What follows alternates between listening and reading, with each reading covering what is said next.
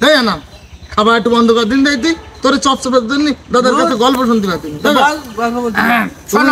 হ্যাঁ শুধু বলো গল্প বলবো আজ গল্প তোমার বলতে হবে তোমাদের। তাহলে আমি বললি কুস্তিগিরের গল্প শোনো। আমার বন্ধু ছিল, নাম তার কিনুমাল।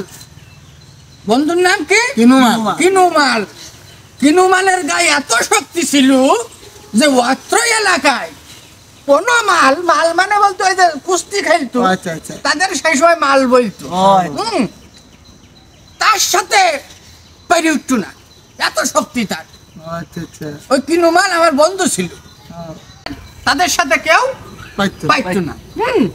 সেই সময় যারা ধনী ব্যক্তি ছিল, বাবু বলতো, তাদের বাবুদের মাল ছিল 15-20 টাকার মাল পুষ্ট। ওই বাবুরা মাল বলতে ওই যে তোমার ওই কুস্তিগির ওদেরকে মাল বলতো সেই সময়।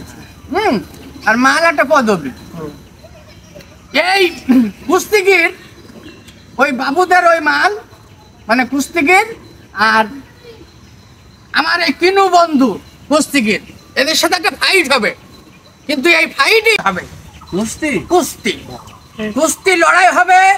লড়াই হওয়ার একটা দিন ফিক্সড হয়েছে। তার আগে এই বাবুকের এই মাল একটু আমাদের এই কিনু মাল কিরাম একটু দেখবে যে আসলে সে কিরাম শক্তিশালী, কিরাম শক্তিধর, মানে আগে পরীক্ষা করে নেবে। হ্যাঁ, পরীক্ষা করে নেবে। কিন্তু তোমার ওই সেটা তোমার ব্যাটে বলে হচ্ছিল না।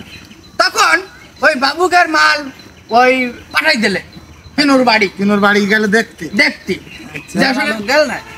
একটা 12-13 জন গেছে।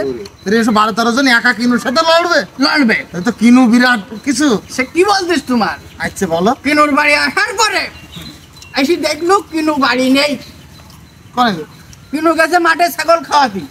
আমার বন্ধু আমিও ছিলাম কিনুর সাথে। এইবার ওই তাই 12-13 জন যখন শক্তিশালী লোক যখন কিনুর বাড়ি আসলো, এসে তাকে কিনু বাড়ি নেই। কিনুর মার্কা শুনলো যে কিনু কোথায় গেছে, বললো যে কিনু মাঠে গেছে।